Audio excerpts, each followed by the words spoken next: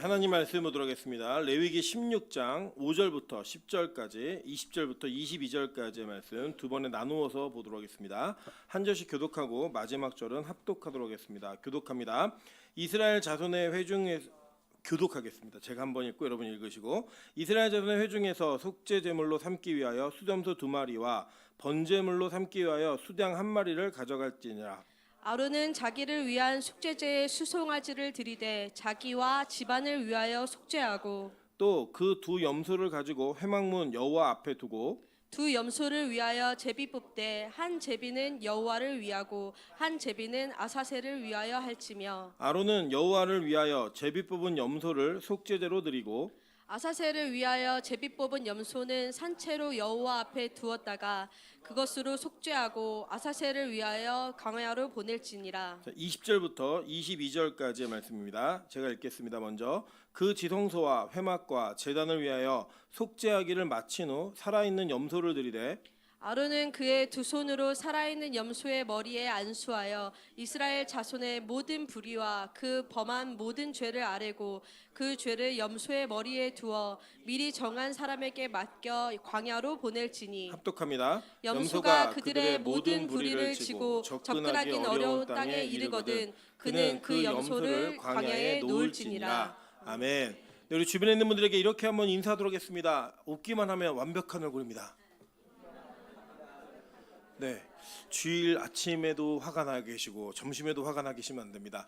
우리의 마음이 얼굴로 다 표현되는 거거든요. 우리 다시 한번 인사 나누면서 당신 내 얼굴이 당신에게 기쁨이 됐으면 좋겠습니다라고 한번 인사하겠습니다. 네, 그런 좋은 교회 되기를 주님의 이름으로 축원합니다. 네, 오늘은 레위기 16장 5절부터 10절, 20절부터 22절까지의 말씀을 가지고 완전 삭제라는 제목으로 하나님 말씀 증거하도록 하겠습니다.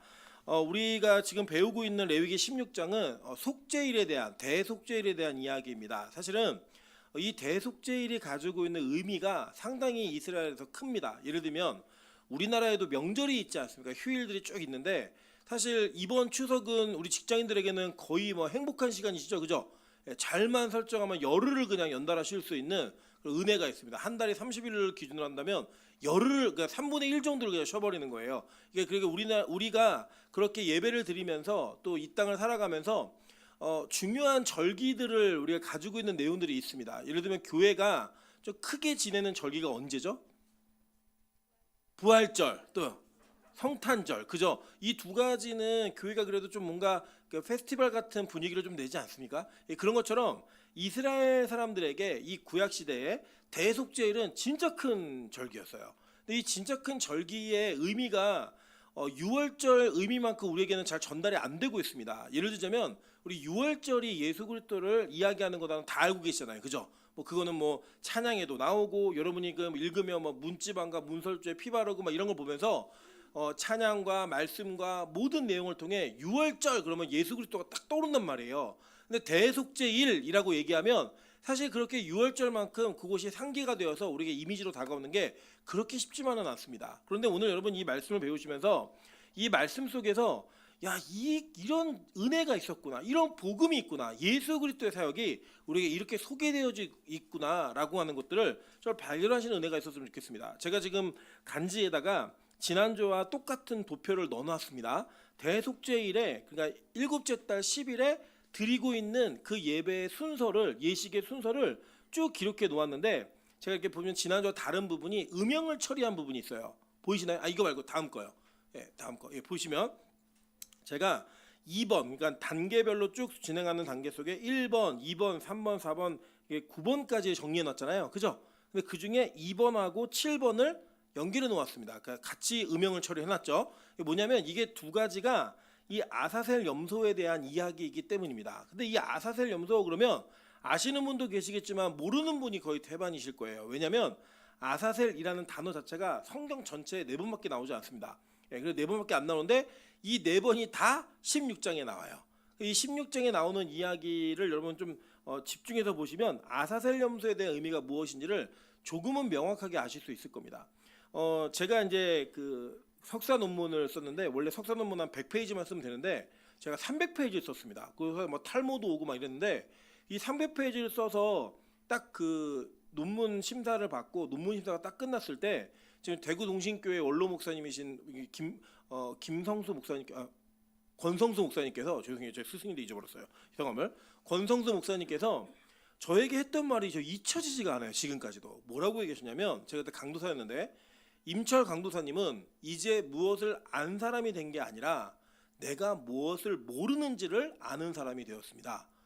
저 그 이야기가 엄청 충격적이었어요. 왜냐하면 제가 100페이지만 써서 내도 되는 논문을 300페이지 써서 내서 내가 이제 뭘 알았구나라고 생각을 했는데, 그 교수님의 한마디의 그 문장이 저에게 어떤 그 패러다임 시프트를 가져왔냐면, 내가 이거 뭘 알아서 쓴 게 아니라 내가 뭘 모르는지를 쓴 책이구나, 그거를 제가 깨닫게 되었다는 겁니다. 물론 지금도 그 논문은 곡받침으로 쓰고 있지만 그걸 뭐 보면서 막 은혜를 깨닫고 이런 건 아니에요. 근데 그 과정 속에서 내가 뭘 모르는지를 알게 되었다는 거예요. 마찬가지로 성경은 너무나 무궁무진합니다. 특별히 이 성경에 있는 히브리어는, 우리 여기 히브리어 조교 출신도 계시지만 히브리어는 다 알지 못해요.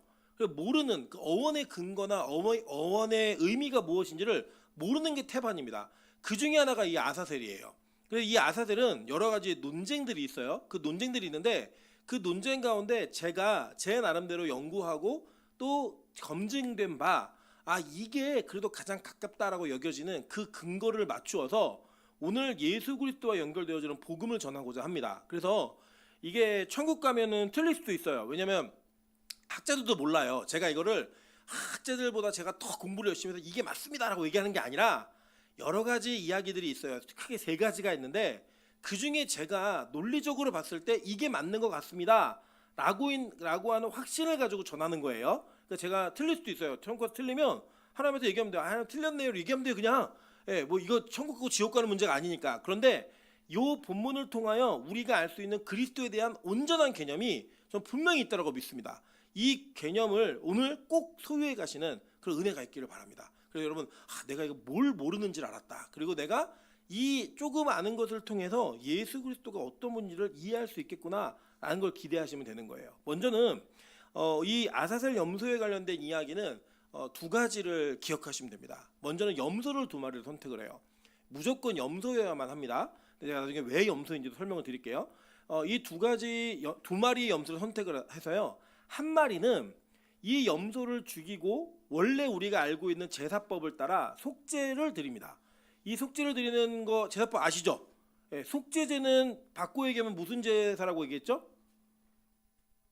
그렇죠, 정결제. 그죠? 정결제라고 얘기해서 제가 이게 지금 한 8번 정도 여쭤보는 것 같은데 괜찮아요. 10번째 대답하시면 됩니다. 그럼 아시는 거예요. 자, 다시 여쭐게요. 처음 듣는 것처럼. 자, 속죄제는 무슨 제사라고 얘기했죠? 그래서 정결제라고 얘기했어요. 그러면 이 정결제 특징이 뭐냐면 이 제물로부터 나온 피를 가지고 뭘 해요? 대청소를 한다고 이해하시면 되는 거예요. 막 제단도 닦고 제단 뿔도 닦고 사람도 닦고 막 이러면서 이 전체를 피로 깨끗하게 닦아낸다라고 이해하시면 되는 겁니다. 자, 그렇게 한 마리의 염소로는 그렇게 속죄 제물로 드리는 거예요. 그러니까 이게 드려지는 제사에 대한 예수 그리스도의 연결성 우리 이미 많이 배우셨잖아요. 그러니까 요거는 우리가 안다라는 전제를 가지고 요거는 스킵을 하도록 할게요. 그러면 다른 한 마리가 있잖아요. 이 다른 한 마리는 어떻게 했냐면 오늘 여러분 20절에 보시면, 자, 이 지성소와 회막과 제단을 위해 속죄하기를 마친 후에 라고 얘기했어요. 그러니까 한 마리 이미 죽은 거예요. 죽은 염소로 그렇게 하는 거고, 살아있는 염소를 드리되 라고 얘기한 거예요. 근데 어떻게 드리냐면 아론은 그의 2 손으로 살아있는 염소의 머리에 안수를 하고 이스라엘 자손의 모든 불의와 그 범한 모든 죄를 아뢰고 그 죄를 염소의 머리에 두어 미리 정한 사람에게 맡겨 광야로 보낼지니 염소가 그들의 모든 불의를 지고 접근하기 어려운 땅에 이르거든 그는 그 염소를 어디에 놓으래요? 광야에다가 놓고 오라는 거예요. 자, 그러니까 지금 좀 특이하죠. 지금까지 우리가 배웠던 제사는 짐승이 이 시대로 따지면 성막 안에서 희생을 당해서 그 희생을 당한 피와 가죽으로 인해 우리가 죄사함을 얻었다는 속죄의 개념과 뭐 번제 모든 것들이 다 이렇게 드려지는 개념으로서 우리가 하나님의 성막 안에서 이 제사의 예식을 쭉 행했다고요. 근데 아주 특이하게 1년에 단 한 번 대속제일 날 이 염소 한 마리는 살려가지고 이 예배가 끝나고 나면 먼저 한 마리로 예배를 드리고 나면 대제사장이 아론이 염소의 머리에다가 두 손을 두고 안수를 하라는 거예요. 그럼 뭐라냐면 지은 죄를 읊으라는 거예요. 백성의 모든 죄와 다 읊으라는 거예요. 그러니까 오래 걸렸겠죠, 그죠? 우리 비카소 공교회 같으면 오래 걸리겠죠, 그죠? 목사의 죄가 워낙 많아가지고 목사의 죄부터 얘기하고 여러분 성도들의 모든 죄를 다 고백하는 시간을 갖는 거예요. 그 다음에는 미리 정한 사람, 우리 교회 따지면 제가 가기 힘드니까 이생재 전사가 가 그러면 그 염소를 데리고 어디까지 가는 거예요? 사람이 많이 없는 곳 광야에다가 그 염소를 두고 오라는 겁니다. 자, 그러니까 우리가 배웠던 예배의 방법과는 전혀 다른 방법이죠. 그러니까 이 방식과 방법이 어떤 것을 의미하고 있는지를 우리가 알 필요가 있다는 거예요. 그럼 먼저 이 아사셀이라고 하는 뜻이 무엇인가? 여러분 이게 찾아보시면 이게 보내지는 양, 보내지는 염소 이런 의미가 있다라고 얘기해요. 이게 뭐냐면 이 뜻이 뭔지를 몰라가지고 지금 나와 있는 이 문맥과 그 예배의 예법 속에서 이 양은 절로 보내지는 거니까 그걸 우리가 아사셀이라는 뜻을 그렇게 정하자라고 해서 정한 뜻이에요. 그런데 실제로 이것을 해석하는 학자들은 이 내용을 조금은 다르게 해석을 합니다. 그런데 저는 이제 여러분의 근거를 드리고 싶은 거는 자, 한번 우리가 8절 한번 보실게요. 오늘 읽으신 8절 다 같이 한번 읽어보겠습니다. 8절 자, 시작. 두 염소를 위하여 제비 뽑되 한 제비는 여호와를 위하고 한 제비는 아사셀을 위하여 할지며. 자, 이게 히브리어 원어를 보면 여기에 인격을 나타내는 이 접두사가 붙어요. 그러니까 뭐냐면 한 마리는 누구를 위하여? 여호와를 위하여. 우리 문장에 있는 걸 그대로 하면 한 마리는 여호와를 위해서, 그리고 또 한 마리는 아사셀을 위하여라고 얘기했단 말이에요. 이 두 개 다 인격적인 존재로서 인식을 하고 있는 겁니다. 그러니까 지금 이게 좀 특이하죠. 그러니까 그래서 이 랍비들 그리고 미드라시라고 하는 유대의 중간기를 지나는 고대 유대 문서들은 다 이 아사셀을 뭘로 해석하냐면 마귀의 대장, 어떤 영적인 존재로 인식하는 거예요. 자, 예를 들면 오늘도 우리 1부 때 설교 들으신 분들은 기억나시겠지만 1부 때에 성령과 성령이 부재하는 곳에는 뭐가 있어요? 항상 더러운 악한 영들이 있었단 말이에요. 이 두 가지 영역을 갖고 항상 얘기하듯이 지금 여호와와 한 마리는 여호와를 위해서 염소를 선택하고 한 마리는 아사셀을 위해서 선택을 하는 거예요. 그러니까 이게 인격적인 존재로 보는 게 문맥상 맞아요. 그러니까 이 문맥상의 내용으로 봤을 때에 지금 제물이 있는데 그 제물이 하나는 하나님께 드려지는 속죄의 제물의 개념으로서 드려졌고 하나는 이 아사셀이라고 하는 그 명칭을 붙여서 이 염소를 멀리 보내더라는 거예요. 사람이 같이 다가갈 수 없기 어려운 곳으로 보내버리더라는 것입니다. 그래서 이제 이게 무엇을 의미하는가 이 내용을 살펴보기 위해 제가 먼저 결론부터 말씀드릴게요. 먼저는 여러분 제가 양해의 말씀과 좀 이해의 말씀을 먼저 드리면 이 레위기는 진짜 어려운 성경이에요. 레위기 자체가. 그래서 레위기를 원래는 어떻게 써야 되면 내 위기라고 써야 돼요. 읽다 보고 공부하다 보면 위기가 와요. 내 예수를 믿어야 되는가? 설교 시간에 계속 앉아 있어야 되나? 막 이런 위기가 막 오거든요. 근데 여러분 기억하셔야 될 게 뭐냐면 유대인들은요 아이들에게 성경을 가르칠 때 가장 먼저 가르치는 성경이 레위기예요. 그만큼 이 레위기가 가지고 있는 중요도가 크다라는 겁니다. 이 레위기가 무엇을 의미하는지, 그래서 제가 오늘 여러분에게 먼저 이 레위기에 나와 있는 예배의 법이 신약의 예수 그리스도가 어떻게 연결되는지 성경이 그냥 써놨어요. 기록을. 그 내용을 읽으면서 먼저 결론부터 보시면서 결론을 보고 그 다음에 결론을 아는 상태에서 위에서부터 접근해 갈게요. 자, 무슨 말인지 이해되셨죠? 자, 한번 보도록 하겠습니다. 자, 히브리서 7장 27절 28절이에요. 이건 복습인데 그는 저 대제사장들이 먼저 자기 죄를 위하고 다음에 백성의 죄를 위하여 날마다 제사 드리는 것 같이 할 필요가 없으니 이는 그가 단번에 자기를 들여 이루셨습니다. 율법은 약점을 가진 사람들을 제사장으로 세웠거니와 율법 후에 하신 맹세의 말씀은 영원히 온전하게 되신 아들을 세우셨느니라 라고 얘기했습니다. 우리가 지난주에 배웠던 1절부터 4절까지는 아론에 대한 준비를 얘기했잖아요. 근데 이 아론 대제사장이 완전하다는 거예요? 안 완전하다는 거예요? 안 완전해요. 그러니까 흠이 있다고요. 그러니까 이 대제사장이 백성의 죄를 지고 하나님 앞에 나아가기 위해서는 먼저 누구의 죄를 해결해야 되는 거예요? 자신의 죄를 해결해야지만 다른 사람의 죄를 책임질 수 있다라고 얘기해서 이 사람은 매번, 그러니까 매년 7월 10일마다 일곱째 달 10일마다 무조건 자기를 위한 속죄를 드려야 되는 거예요. 먼저. 근데 이거를 예수님께서 어떻게 하셨다는 거예요? 흠이 없는 분이 단번에 이것을 이루셔가지고 이것을 성취하셨다는 겁니다. 그러니까 구약의 예배법을 제대로 이해를 하면 이것을 성취하신 예수가 무슨 일을 하셨는지를 알게 되는 거예요. 자, 이해되셨죠? 자, 그 뒤에 볼게요. 히브리서 9장 6절부터 14절, 24절부터 26절입니다. 자, 두 내용 한번 길지만 제가 읽어드릴게요.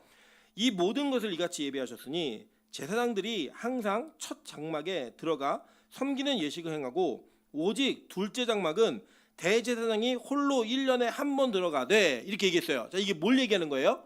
우리 성막을 배우셨죠? 성막에 가면은 성소가 있단 말이에요. 그 성소는 누가 들어가요? 제사장들이 들어가요. 그런데 이 두 번째 장막, 휘장이죠. 그룹이 수놓아 있는 휘장에 들어가는 그 지성소에는 거기에는 누구만 들어간다는 거예요? 그렇죠. 1년에 한 번 대제사장만 들어간다는 거예요. 그러니까 지금 이게 구약의 예배법을 설명하고 있는 거예요. 자, 그런데 자기와 백성의 허물을 위하여 드리는 피 없이는 아니하나니 성령이 이로써 보이신 것은 첫 장막이 서 있을 동안에는 성소에 들어가는 길이 아직 나타나지 아니한 것이라 라고 얘기하는 겁니다. 이게 첫 장막이 뭐냐면 성막이에요. 성막이 있는 동안에는 아무나 들어갈 수 없고 거기는 성소에는 제사장들만 들어가는 거야. 그리고 지성소에는 1년에 한 번 대제사장만 들어가. 니들은 못 들어가 이 얘기예요. 그러니까 이거는 그때 그렇게 했다는 거예요. 자, 근데 계속 볼게요. 이 장막은 현재까지의 비유니 이에 따라 드리는 예물과 제사는 섬기는 자를 그 양심상 온전하게 할 수 없나니 이런 것은 먹고 마시는 것과 여러 가지 씻는 것과 함께 육체의 예법일 뿐이며 개혁할 때까지 맡겨둔 것이니라 라고 얘기했어요. 자, 그러니까 이 성막에서 드려지는 예법과 제사장들이 거기 들어가는 거, 너 여기는 대제사장만 들어가야 돼, 1년에 한 번 들어가는 거야, 이 정해놓은 것이 우리의 양심을 깨끗하게 한다는 거예요? 못한다는 거예요? 못한다는 거예요. 못하는데 언제까지 이것을 놓았냐면 개혁할 때까지 거기에다가 그냥 맡겨둔 거래요. 임시로. 예. 여러분 예를 들면 이런 게 있잖아요. 우리가 예를 들어서 우리 빛가서 공개 화장실 공사를 한다. 지금 그럼 4층에 공사하는 거예요. 그러면 우리 교회가 뭘 해야 될까요? 임시 화장실을 만들어야겠죠. 그죠? 뭐 요강을 갖다 놓든지 그냥 뭘 해서라도 임시적으로 해결하는 방법을 만들어 놓는 거잖아요. 언제까지요? 그렇죠. 화장실이 완공될 때까지. 여러분 기억나시죠? 우리 리모델링 할 때 막 예배 드릴 때 막 여기 반쪽만 돌 붙어 있고 막 방석 깔고 앉아서 예배 드리는 거 여러분 혹시 기억나세요? 예, 그때처럼 우리가 완성될 때까지 임시적으로 방석 깔고 앉아서 그냥 예배 드립시다 라고 드린 거예요. 그런데 그게 온전한 모습은 아니었죠. 온전한 모습은 이게 완성이 되고 난 다음에 그 다음에 드리는 그 예배가 우리 교회가 리모델링을 마쳤다 라고 얘기한 것처럼 지금 이 성막은 이게 완성된 게 아니라 예수님이 오실 때까지 잠깐 그 기능을 하게 만들어 놓은 거라는 거예요. 자, 이해되셨을까요? 자, 그래서 제가 읽어드릴게요. 그리스도께서는 장래 좋은 일의 대제사장으로 오사 손으로 짓지 아니한 것 곧 이 창조에 속하지 아니한 더 크고 온전한 장막으로 말미암아 염소와 송아지에 피로 하지 아니하고 오직 자기의 피로 영원한 속죄를 이루사 단번에 성소에 들어가셨느니라 라고 얘기합니다. 자, 그러니까 보세요. 이 땅에 성막이 세워졌는데 이 성막도 진짜라는 거예요? 가짜라는 거예요? 가짜라는 거예요. 그죠? 그러면 뭐라고 했냐면 창조에 속하지 아니한 더 크고 온전한 장막이 있다라고 얘기했어요.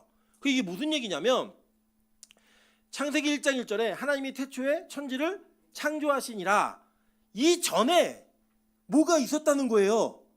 그죠? 뭐가요? 더 크고 온전한 장막이. 여러분 이게 무슨 말인지 이해되시죠? 자, 제가 우리 빛가서 공개도 성경 공부 하시는 분들 다 기억나실 텐데 제가 예를 들어서 디자이너인데 내가 그림을 하나 그려야지 나는 토끼를 그릴 거야 라고 제가 마음을 먹으면 이미 토끼는 제 마음에서 그려진 거예요? 안 그려진 거예요?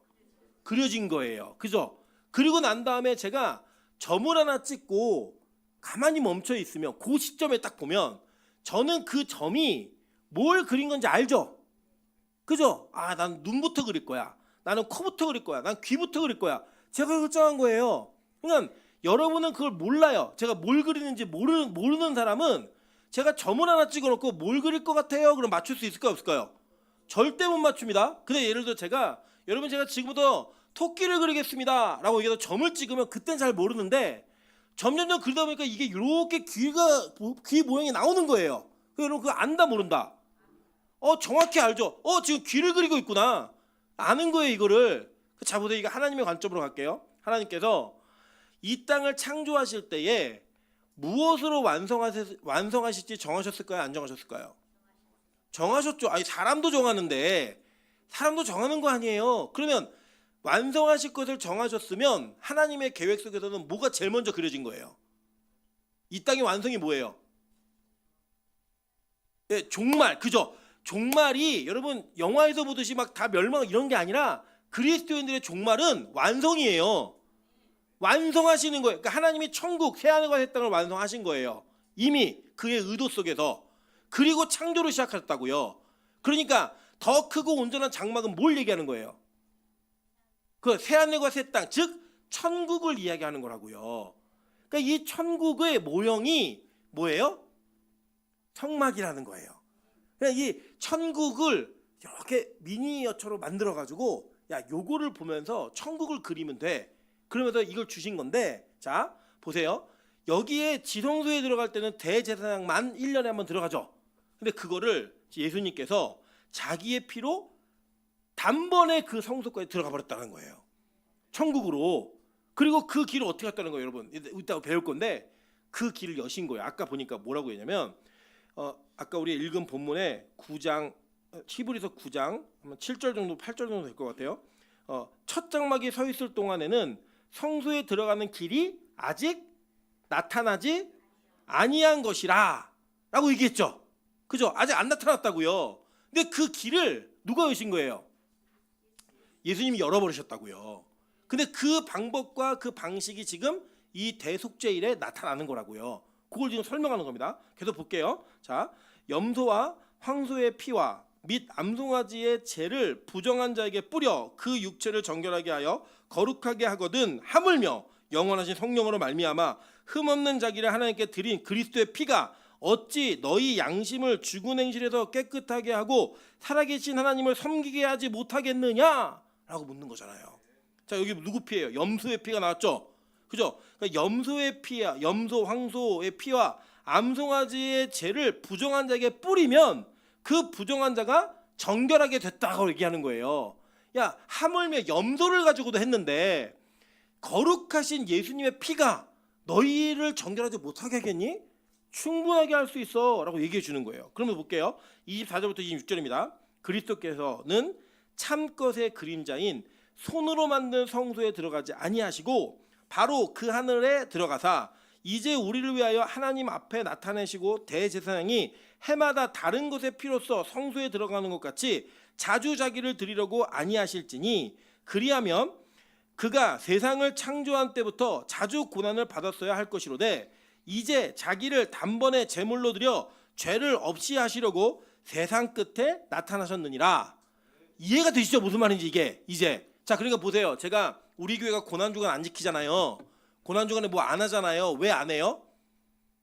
그렇죠. 그리스도의 고난은 단 한 번으로 족하다고요.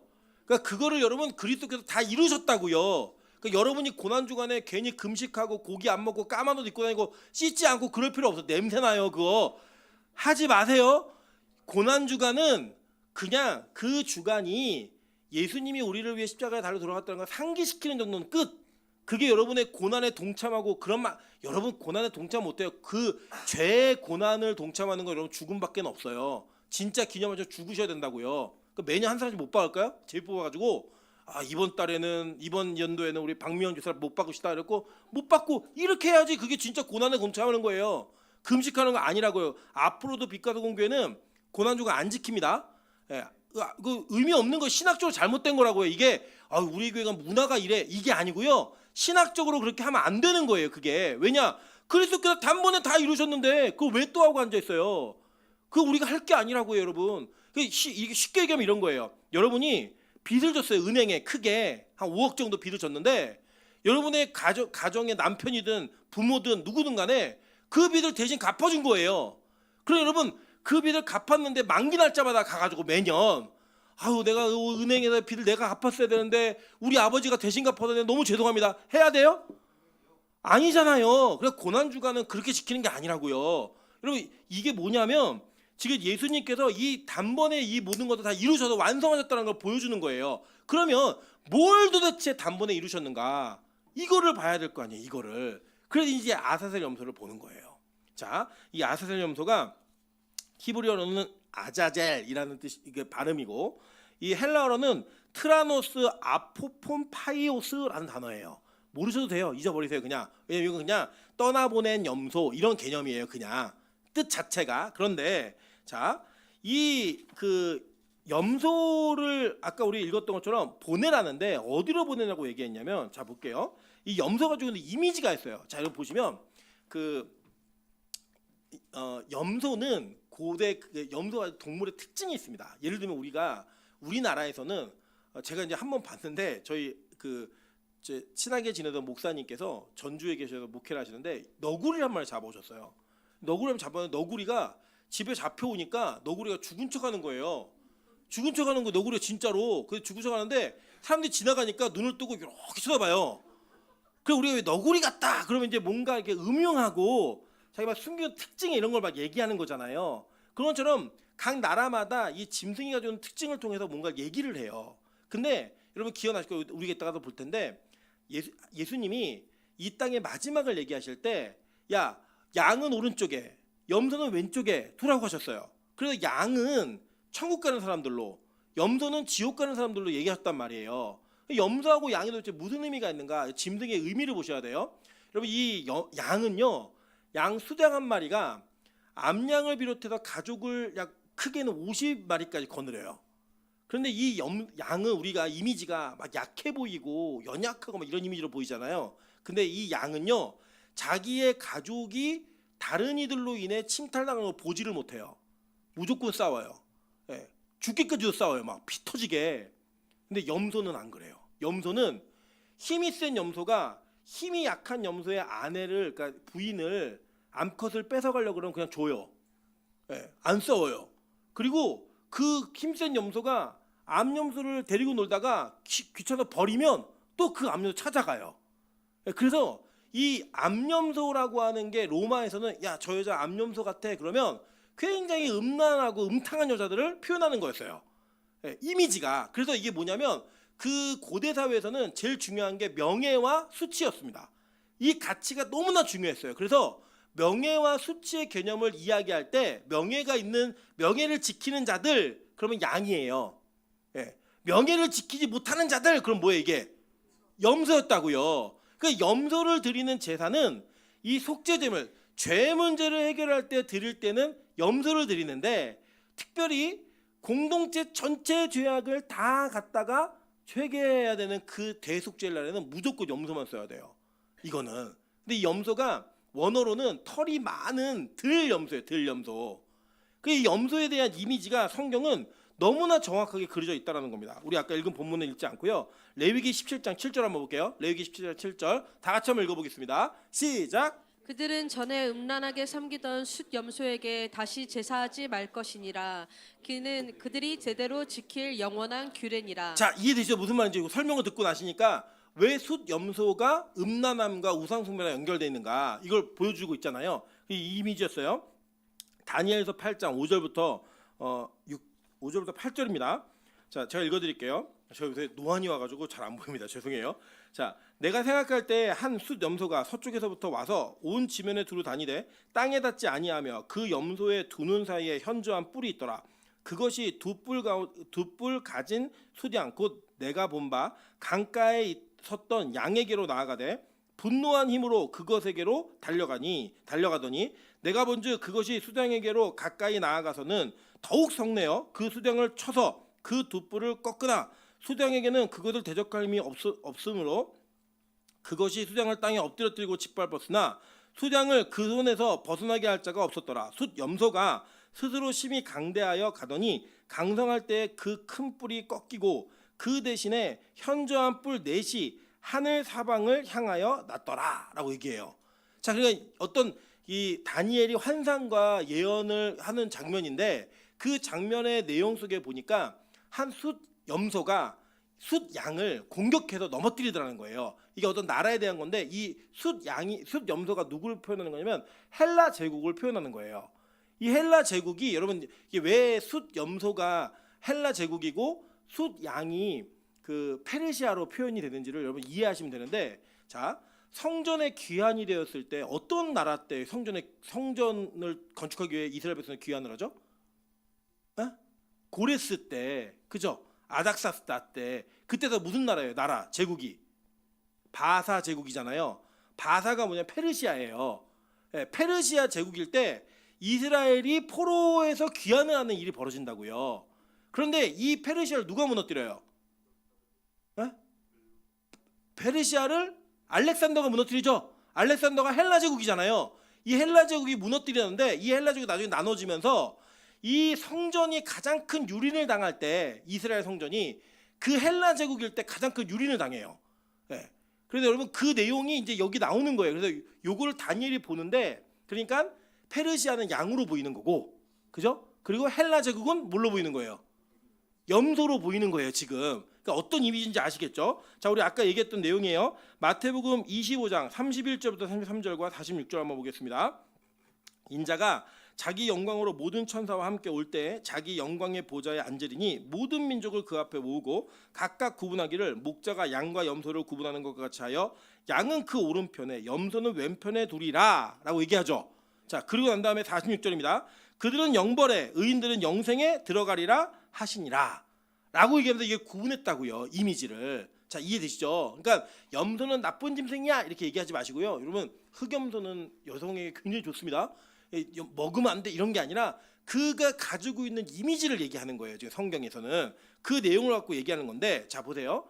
자, 아까 우리 얘기했던 속죄제물로 드리는 염소는 우리의 죄를 대신 지시고 십자가에 못 박히시는 그걸 보면 돼요. 그냥 우리 희생하시는 우리 제사법에 맞추어서. 근데 살려두어서 내보내는 염소를 아사셀 염소라고 했다고요. 근데 그 염소가, 이 염소의 모습이 예수 그리스도에게 그대로 있는 거예요. 한번 볼게요. 마태복음 4장 1절입니다. 자, 읽겠습니다. 시작. 그래서 성령에게 이끌리어 마귀에게 시험을 받으러 광야로 가사. 자, 예수님께서 이 마태복음 4장은 여러분이 아시는 바처럼 마태복음은 구약의 어떤 성경과 짝이에요? 에? 출애굽기하고 짝이잖아요. 그래, 출애굽기 1장에 뭐가 나와요? 족보가 이름이 나오죠. 이름들. 예. 그 이름들이 나오잖아요. 근데 마태복음 1장에 뭐가 나와요? 족보가 나오잖아요. 그죠? 그리고 출애굽기에서 쭉 내가면은 그 모세가 막 죽임을 당하다가 막 물에서 건지고 막 이런 장면이 나오죠. 근데 그 마태복음에 뭐가 나와요? 예? 헤롯이 누굴 죽여요? 예수를 죽이려고 2살 이하의 아이들 다 죽이잖아요. 근데 거기서 모세가 살아난 것처럼 예수가 살아나고, 예수님 세례 받으시는 장면 이런 게 다 병인데도 나오다가 예수님이 산에 가시죠. 예. 그리고 지금 출애굽기에서는 시내산에 도착해가지고 뭘 했어요? 시내산에서 얘네가 십계명을 받았는데 밑에서는 뭐 했어요? 죄 지었단 말이에요. 그 여러분, 죄 짓고 얼마 안 된 거예요. 이 레위기가 지금. 그 장면에 마태복음에서는 그 예수님이 첫 번째 그 산에서 실패한 자들을 대신해서 대리시험, 재시험을 보시는 거예요. 이해되세요? 무슨 말인지? 그 통과하잖아요. 그 시험을. 통과 못했던 자들이 통과하는, 그 통과 못했던 것의 상징으로 뭘 보여주는 거냐면, 아담과 하와는 배가 안 고팠는데 선악과를 따먹었어요. 그죠? 근데 예수님은 40일 동안 배가 고팠는데 돌들이라고 얘기해요. 뭐예요? 계명을 떡으로 만들어 먹지 않는다고요. 그 장면이 그대로 나오는 게 매칭이 되는 거예요. 그게. 그런데 그 장소가 어디예요? 예수께서 성령에 이끌려 마귀에게로 시험을 받으러 어디로 가셨어요? 광야 에레모스로 가셨다고요. 근데 여러분, 아까 우리 읽었던 성경 레위기 16장 20절부터 22절 사이에 보면요, 자, 미리 정한 사람에게 맡겨 광야로 보낼지니라고 얘기하잖아요. 그 광야가 히브리어로는 미르바르예요. 근데 이 미르바르를 번역을 하면 헬라어로 에레모스랑 똑같은 단어라고요. 광야로 데려갔어요, 염소를. 예, 그랬던 장면이 그대로 반복이 되는 거예요. 이거를 마가복음에서 조금 더 자세하게 이야기합니다. 한번 볼게요. 마가복음 1장 12절부터 13절이에요. 성령이 곧 예수를 광야로 뭐라고 얘기해요? 몰아내신지라라고 얘기해요. 그죠? 쫓겨난 거예요. 그냥 몰아간 거라고요. 아사엘 염소가 끌려가는 거와 똑같은 장면이죠. 그죠? 그러면서 뭐라고 얘기해요? 광야에서 40일을 계시면서 사탄에게 시험을 받으시며 들짐승과 함께 계시니 천사들이 수종들더라. 그리고 이 장면을 보시면 지금 광야로 끌려나가서 염소가 사람이 없는 곳에 그냥 두고 오면 얘가 누구나 사는 거예요. 들짐승과 함께 사는 거잖아요. 근데 여러분 아까 아사셀이 하나님과 같은 인격적 존재라고 얘기했죠. 그 지금 누구에게 끌려갔어요? 마귀에게로 끌려갔단 말이에요. 그러니까 지금 이 장면을 보시면 자 이제부터 제가 설명을 잘 드릴게요. 잘 보세요. 이스라엘 백성들이 죄를 담당하는 그 죄를 속죄하기 위해서 한 마리의 숫 염소를 하나님 앞에 드렸다고요. 죽여가지고 그 피로 정결하게 만들었어요. 그 다음에 한 마리 살아있는 놈에게는 머리에다가 안수를 하면서 공동체 죄악을 다 갖다 부여했다고, 그 머리에다가. 그리고 그 죄를 죄의 근원되어진 존재에게 보내버리는 거예요. 지금 그 죄 책임을. 이해되세요? 자, 그래서 그거를 매년 하는 거예요. 죄가 계속 지어지니까. 근데 예수님은 이 땅에 오셔서 아까 얘기했죠. 단번에 이걸 해결하셨어요? 예수님도 계속 하셔야 되는 거예요. 단번에 해결하셨다고요. 이해되세요? 그러니까 예수님이 지 아사셀 염소를 드렸던 그 대속죄일의 예법을 완성하시는 장면인 거예요. 그래서 시험을 통과하시는 거라고요. 이제는 그 아사셀 염소가 되신 예수님을 수종드는 거예요. 천사들이. 왜냐? 마귀에게 완전히 승리를 거두는 거라고요. 그게 뭐냐면 이런 겁니다. 예를 들어서 예를 들어 우리 교회차를 운전을 했어요. 여러분이. 근데 여러분 속도 위반하신 거예요. 근데 그 딱지는 누구에게 날라와요? 아니, 담임 목사님 저에게로 옵니다. 임철 목사에게 오는데 제가 그럼 딱 받으면 이 책임이 누구에게 있는지를 보겠죠. 그러면 이제 날짜하고 시간을 보면 이때 누가 운전했는지를 보면 이거 승 권사님이 운전하셨는데 그럼 이 책임을 누구에게 보내요? 오시는 동안에 권사님 그럼 싹 내밀겠죠. 왜요? 이게 누구 거니까. 누가 내야 되는 돈이에요 이게? 그렇죠. 운전한 사람이 내야 되는 돈이라고요. 그러니까 그 책임 있는 자에게 그거를 쓱 미는 거예요. 지금 그거를 아사셀 염소를 통해서 계속 하고 있었다고요. 계속. 그러니까 이 아사셀 염소는 이 마귀라는 존재에게 드려지는 제사의 제물이 아니에요. 죄에 대한 책임을 네가 가져가야 돼. 보내는 거라고요. 그런데 이거를 보내도 다시 와요, 안 와요? 다시 왔단 말이에요. 구약에서는 다시 오니까 또 그러니까 주고받기 하는 거예요. 마귀는 또 우리한테 보내고 우리는 또 마귀한테 보내고. 그래서 마귀한테 맨날 네 책임이야. 마귀는 아니야, 네가 지은 거야 하는 거예요. 그래서 여러분 가끔 우리 막 죄 지으신 분들이 뭐래요? 내가 마귀한테 속았다고. 마귀 너무 억울할 때 많아요. 마귀는 여러분 유혹도 안 했는데 여러분이 스스로 죄져놓고 마귀 책임이라고 막 얘기하는 거예요. 이걸 매년 주고받는 거예요. 매년. 그런데 예수님이 이 땅에 오셔서 요거를 단번에 보내지 마. 우리는 이제 앞으로 수치 불가. 그러면서 완전히 그냥 마귀에게 보내버리는 거예요. 편도로. 왕복 없어. 끝이야. 이해되세요?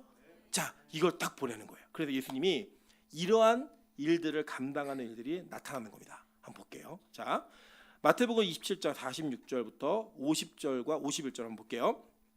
제9시쯤에 예수께서 크게 소리질러 이르시되 엘리 엘리 라마 사박다니 하시니 이는 곧 나의 하나님 어찌하여 나를 버리셨나이까 라고 얘기해요. 자, 이 제9시쯤에 라고 얘기하는 건 유월절과 관련이 있는 거예요. 유월 똑같은 시간이에요. 근데 예수님이 십자가에서 달려 돌아가시면서 뭐라고 말씀하셨냐면 내가 너희들의 죄를 위해 죽는 거야 라고 얘기하는 게 아니라 뭐라고 얘기하셨어요? 하나님 나의 하나님 어찌하여 나를 버리십니까? 라고 얘기했다고요. 우리는 이거를 예수님 참 인간적이네. 이거 신이 어떻게 이럴 수 있어? 신이 뭐 그거 죄를 감당해서 죽기로 왔으면서 그거 하면서 뭐 버리셨나이까 뭐 이런 얘기를 왜 해? 이렇게 이해할 수 있잖아요. 근데 이게 뭐냐면 아사셀 염소의 사역을 이루시고 성취하시기 위해 일을 하셨다는 거예요. 그래서 버려지는 자로서 거기에서 못 박힘이 일어나는 거예요. 자, 계속 볼게요. 그러면서 베드로전서 3장 18절과 19절에 이렇게 기록되어 있습니다. 자, 한번 읽어보실게요. 다 같이 읽습니다. 시작. 그리스도께서도 단번에 죄를 위하여 죽으사 의인으로서 불의한 자를 대신하셨으니 이는 우리를 하나님 앞으로 인도하려 하심이라. 육체로는 죽임을 당하시고 영으로는 살리심을 받으셨으니 그가 또한 영으로 가서 옥에 있는 영들에게 선포하시니라. 자, 재밌는 게 있는데 우리나라가 이제 사도신경을 계속 고백하잖아요. 근데 사도신경에 예수님이 지옥 가셨다는 이야기가 없어요. 그죠? 근데 원문에는 이게 예수님이 지옥에서 선포하셨다는 얘기가 있습니다. 그 사도신경 원문에는 이 부분이 이제 우리나라 빠져 있는데 이 고백이 뭘 근거로 한 거냐면 베드로전서 3장을 근거로 한 거예요. 이 내용을. 예수님이 자 보세요. 자 이제 제가 정리해 드릴게요. 예수님이 나의 하나님 어찌 나를 버리셨나이까? 라고 얘기를 하시고 돌아가셨죠. 그 돌아가신 동안에 3일 동안에 뭐 하셨는가? 그걸 베드로전서가 얘기하는데 예수님이 죽임을 당하시고 영으로 살리심을 받았는데 그가 또한 영으로 어디에 갔대요? 옥에 있는 영들에게 선포하셨다라고 얘기해요. 그래 이게 영으로 선포하신 거라면 지금 우리가 얘기하는 그냥 감옥을 얘기하는 게 아니겠죠? 이 옥이 어디겠어요? 지옥에 가서 선포했다는 거예요. 뭐를 선포했을까요? 이거를 갖고 천주교는 지옥에 있는 영혼들도 예수님에 가서 복음을 전해서 구원받을 수 있다고 잘못되게 가르쳐요. 근데 이게 뭐냐면 아사셀 염소의 사역을 기억하면 그게 아니라 가서 야 지옥에 있는 영들에게 니들 죄에 대한 책임 그 죄에 대한 모든 대가를 니들 다 치룰 거야 이걸 선언하신 거라고요. 그리스도의 승리와 종결 죄에 대한 책임의 종결을 선언하고 오신 거예요. 여러분 지옥에 누가 있는 줄 아세요? 우리가 가끔 영화 자꾸 보시면은 뭐 신의 신과 함께 이런 거 보시면 지옥에 가면 지옥에 고통받고 있는 자들이 있고 거기 관리하는 사람들이 있잖아요. 저승사자, 염라 다 있는데 그건요 여러분 사람이 만든 지옥이고요. 성경이 말하는 지옥에는요 마귀가 관리하는 곳이 지옥이 아니에요. 마귀도 같이 고통받는 곳이 지옥이에요. 마귀의 종들도 다 모아다가 불구덩이에 갖다 완전히 넣어갖고 이들이 그 지옥을 불못 사망의 못이라고 부르는 곳이 지옥이라고요. 그러니까 지옥에 가면요 관리하는 사람 없어요. 다 뭐하고 있어요? 아이고 죽겠네 마귀 새끼부터 시작해가지고 지옥 간 모든 백성이 다 그걸 하고 있는 거예요. 거기다가 예수님 가셨고 뭐 한 거예요? 야 니들의 죄가 이거고 그 대가가 이거야 선포하고 오신 거라고요. 네, 아사셀 염소의 사역을 감당하고 오신 거예요. 완성으로서. 그래서 보세요. 자, 그래서 예수님은 우리를 위해 대신 죄가 있는 자가 되신 거예요. 없는 분인데 볼까요? 고린도후서 5장 21절입니다. 하나님이 죄를 알지도 못하신 이를 우리를 대신하여 죄로 삼으신 것은 우리로 하여금 그 안에서 하나님의 의가 되게 하려 하심이라. 그것 때문에 하나님이 대신 그 죄짐을 지셨다라는 거예요. 갈라디아서 3장 13절입니다. 그리스도께서 우리를 위하여 뭘 받으셨대요? 저주를 받은 바 되사 율법의 저주에서 우리를 속량하셨으니 기록된 바 나무에 달린 자마다 저주 아래에 있는 자라 하였음이라. 그래서 예수님이 그런 저주 아래 계신 거예요. 여러분 잘 보세요. 지금 두 마리의 아사셀 염소가 있었잖아요. 하나는 속죄로 드리는, 하나는 떠나보내는. 이 두 염소의 사역이 다 예수 그리스도를 통해 성취가 되는 거라고요. 그 두 이면을 보면 왜 예수님이 십자가에서 그 나약한 사람처럼 하나님 날 왜 버리십니까? 이 얘기는 우리가 아는 거죠. 왜 예수님이 광야에 가서 마귀에게 시험받는 분이 되셨다는 걸 우리가 아는 거예요. 하나님이 왜 그런 시험을 당해야 돼요? 구약에 있는 율법의 성취를 위해서 일을 하신 거라고요. 하나님이 마귀가 하나님과 맞짱뜰 만한 그런 계급이 아니에요. 그 일은 단지 구약에 나와 있는 율법이 나를 통해 완성된다는 걸 보여주시기 위해 구석구석 세밀하게 모든 일이 다 성취되는 걸 보여주신 거라고요. 여러분 그래서 왜 7월 10일이라고 그랬어요? 여러분 1월 첫째 달 10일에는 뭘 했어요? 6월절이었죠. 6월절 첫째 달 아비벌 니산월에 양을 선택했단 말이에요. 그죠? 그래서 그 6월절을 3일에 지킨 거 아니에요. 그런데 지금 딱 6개월이 지나는 시점에 무슨 일이 벌어져요? 7월 10일에 다시 시작하는 거예요. 7이라는 숫자 완성의 숫자죠. 안식의 숫자. 10계명 어겼잖아요. 이들이 지금 그것을 완성하시기 위한 하나님의 그 방법이 다시 시작하는 은혜가 7월 10일에 이루어진 거예요. 일곱째 달 10일 날 그리고 그것을 완성하시기 위해 그 죄 자체를 해결하는 제사에 예수님이 스스로 제물이 되셨고, 동시에 그 죄에 대한 책임을 완전하게 이스라엘로부터 삭제하시기 위해 아사셀 염소가 대신 사역을 하시는 거라고요. 여러분, 그게 하나님의 은혜라는 겁니다. 그래서 대신 우리를 위해 저주를 받으신 거예요. 그 두 가지 사역을 합해 놓은 거를 요한이 이렇게 말합니다. 요한복음 1장 29절이에요. 이튿날 요한이 예수께서 자기에게 나오심을 보고 이르되 보라 세상 죄를 지고 가는 하나님의 어린 양이로다. 여러분, 이게 좀 웃기죠. 원래 이 세상 죄를 지고 간다는 건 모든 죄를 다 지고 간다는 거잖아요. 그 죄를 지는 구약의 동물은 뭐였어요? 염소였다고요. 자기 스스로 수치가 있는 존재. 그런데 완벽한 죄가 없는 자가 죄 있는 자가 되어서 그 세상 죄를 지는 거를 어떻게 표현하냐면 하나님의 어린 양, 양으로는 못 드려요, 대속죄일 날. 근데 그 예수 그리스도를 그렇게 표현함으로써 죄가 없는 자가 모든 죄를 지고 그 죄인이 되어서 감당하는 내용을 얘기하는 거예요. 이게 바로 복음이라고요. 그 목적이 뭐냐? 요한일서 3장 8절입니다. 죄를 짓는 자는 마귀에게 속하나니 마귀는 처음부터 범죄함이라. 하나님의 아들이 나타나신 것은 마귀의 일을 멸하려 하심이라. 그래서 여러분, 하나님께서는요 이 땅에 예수 그리스도를 보내셔서 그 아들로 말미암아 저와 여러분이 짓고 있는 모든 죄악의 문제를 완전하게 삭제하시는 거예요.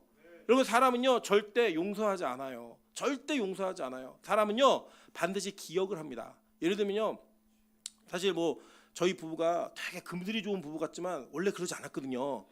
근데 왜 그러냐면 저희가 신혼 초에 만나가지고 서로 모르는 상태에서 결혼해가지고요, 그 모르는 상황 속에서 서로를 향한 다듬어지지 않은 부분 때문에 서로를 찌르고 서로를 아프게 하고 그 아픔이 서로의 분노가 되어 있어요. 근데요, 놀라운 사실은요, 그게 화해가 된 것처럼 보이는데 그 비슷한 상황이 딱 되면요, 그 서슬프게 또 올라와요.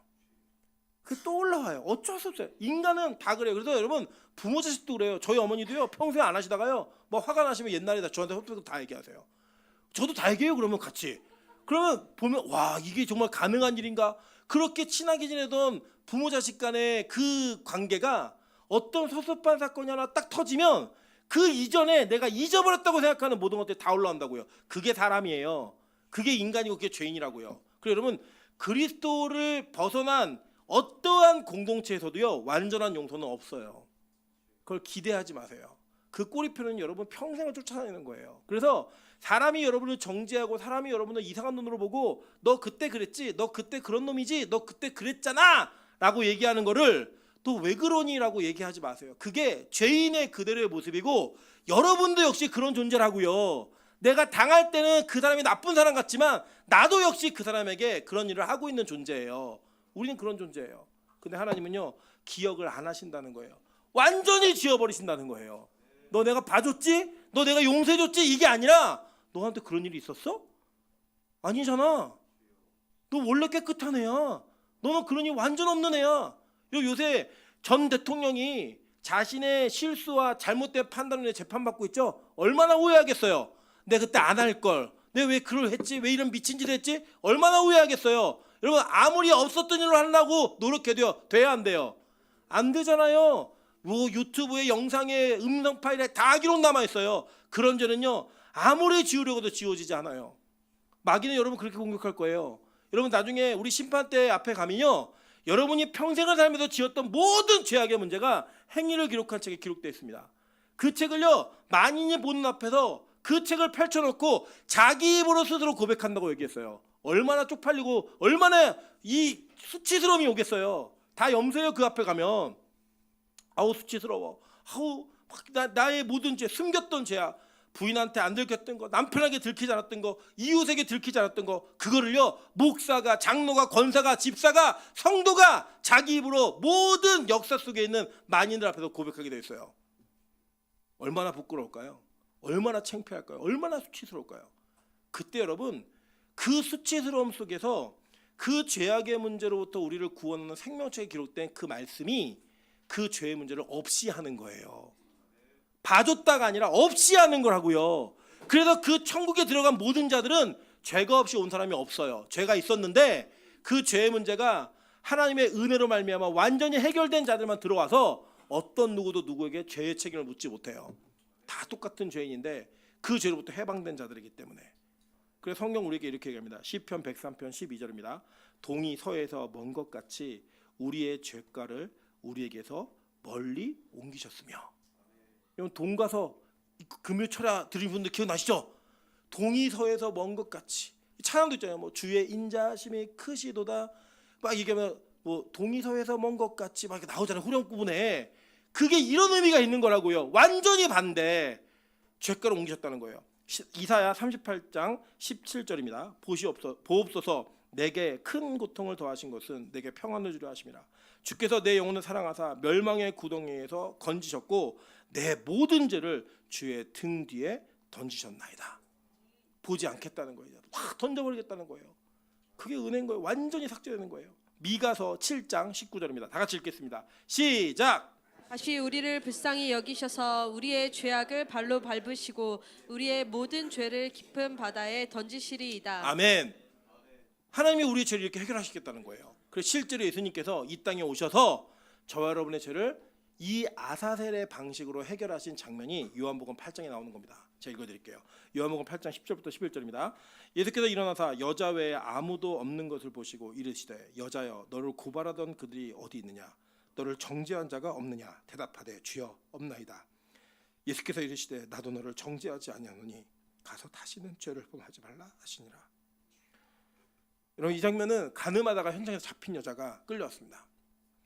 끌려온 여자를 가운데 두고 바리새인들이 예수님을 시험합니다.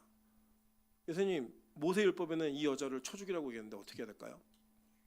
예수님이 그를 막 땅에 쓰시다 일어나서 이렇게 말씀하셨어요. 죄 없는 자가 돌로 쳐. 그래서 다시 글을 막 쓰십니다. 그랬더니요 죄 있는 모든 자들이 어린아이부터 노인까지 하나도 남지 않고 그 죄를 다 피했어요. 그러면 죄 없는 자가 돌로 쳐라고 얘기했으면 이 여자를 돌로 칠 수 있는 자격은 누구에게만 있는 거예요? 예수님에게만 있는 거예요. 예수님이 일어나서 여자에게 묻습니다. 야, 다 어디 갔어? 저하고 예수님 외에는 아무도 남지 않았는데요. 예수님이 그 대답을 했던 여자에게 하시는 말씀이 오늘 요한복음 8장 10절이에요. 예수께서 일어나서 여자 외에 아무도 없는 것을 보시고 여자여 너를 고발하던 그들이 어디 있느냐 너를 정죄한 자가 없느냐 대답하되 주여 없나이다. 다 죄가 있어도 도망갔어요 예수님. 근데 이 여자가 여러분 한번 생각해 보세요. 만약에 여러분이 이 여자라면 여기에 계속 있을 이유가 있어요? 빨리 도망가야죠. 빨리 도망가야 되는데 이 여자가 계속 그 예수 앞에 있는 거예요. 그 예수님이요. 근데 이 여자 이렇게 얘기했어요. 나도 너를 정죄하지 아니하노니. 이거 무슨 얘기예요? 야 나는 돌로 칠 자격이 있는데 내가 널 정죄하지 않을 거야 라고 얘기한 건 나도 돌로 치지 않겠다예요. 예수님은 뭐라고 계시냐면 죄 없는 자가 돌로 쳐라고 얘기했거든요. 근데 나도 너를 정죄하지 않겠대요. 더 쉽게 풀어 얘기하면 나도 너를 돌로 치지 않을 거야. 그럼 뭐예요? 예수님이 죄가 없는 분인데 죄가 있는 자가 되신 거예요. 그리고 여자에게 말씀하시는 거예요. 야 나도 너를 정죄하지 않을 거야. 나도 너를 돌로 치지 않을 거야. 그러니까 가서 다시는 죄를 범하지 마. 죄를 완전히 삭제시켜 주신 거예요. 여자가 뭘 해서가 아니에요. 그냥 예수님이 그 죄를 내가 죄가 없는 자인데 죄 있는 자가 되어서 그러니까 세상 죄를 지고 가는 어린 양이 되어서 내가 그 모든 죄를 감당해 줄 테니 너의 죄는 삭제되었어. 너의 죄는 끝난 거야. 이 선언을 하시는 거라고요. 이게 아사셀 염소로 이 땅에 오신 예수 그리스도의 모습인 거예요. 여러분 그게 바로 복음인 겁니다. 그래서요 성경은 바울은 이 복음을 깨닫고 이렇게 우리에게 말씀합니다. 로마서 8장 1절 다 같이 읽습니다. 시작. 그러므로 이제 그리스도 예수 안에 있는 자에게는 결코 정죄함이 없나니. 아멘. 여러분 세상은 여러분 정죄할 거예요. 그 정죄하는 것 때문에 주눅들거나 소심해지거나 힘들어지거나 여러분 괜히 그것 때문에 낙심하지 마세요. 세상은 그렇다고요. 어쩔 수 없어. 나도 그러고 여러분도 그러고 다 그래요. 우리는 말 안 할 뿐이지 저 나쁜 놈, 저 나쁜 여자 이걸 우리는 절대 지우지 못해요. 섭섭했던 거 그리고 여러분 상처가 됐던 것들을 절대 지우지 못한다고요. 그게 우리 인간의 모습이에요. 실체 그대로라고요. 근데 그 문제를 해결하기 위해 우리의 죄를 다 대신 지셔서 죄가 없는 분이 죄 있는 자가 되어서 그 죄를 완전 삭제하기 위해 혼자 그 광야로 나가서 그 죄 문제 해결하시는 거예요. 그게 복음이라고요. 그 복음이 오늘 여러분에게 있는 거예요. 그 복음이 오늘 우리에게 있는 거라고요. 그래서 우리는 예수 그리스도 안에서 결코 정죄함이 없는 자가 되었다라고 선언받는 겁니다. 완전한 삭제, 완전한 삭제, 그 이루어지는 거라고요. 여러분, 이 복음은 그 어떤 것과도 바꿀 수 없는 기독교의 가장 귀중한 가치예요. 여러분 노력으로, 여러분 뭔가 대가를 치러서 그런 거 없어요. 그냥 주님의 은혜로 말미암아 나 대신 그 죄를 지고 밖으로 완전히 멀어져서 죄하고 분리시켜 버리신 그 예수 그리스도의 은혜로 말미암아 이런 구원받는 존재가 된 거라고요. 오늘 그 아사셀 염소의 예수 그리스도의 사역이 저 여러분의 죄책과 죄에 대한 그 부담감, 죄에 대한 어떤 여러분이 느끼고 있는 그 여러분 그 프레스를 다 없애버리는, 그리고 그것을 다 삭제시키는 은혜가 있기를 소망합니다. 이번에 21일 동안 하늘문에서 특별 집회가 진행됩니다. 여러분 지내는 과정은요 다른 거 아니에요. 여러분이 그 죄로부터 완전히 멀어진, 그 죄가 완전히 삭제당했다라는 그 은혜를 경험하는 걸 확인하시는 거예요. 그 뭐냐면 나는 원래 예배드릴 수 없는 자인데 내가 20일을 하고 있네. 나는 밤에는 자야 되고 나는 이거 내 몸과 이걸 수고해서는 절대 예배드릴 수 없는 사람인데 하나님이 나로 하여금 이걸 하게 하시네. 그게 뭐예요? 하나님께서 우리 죄를 삭제해 버리시고 우리의 이기적인 마음과 우리가 내 스스로 넘지 못하는 그 선들을 다 무너뜨리시는 거라고요.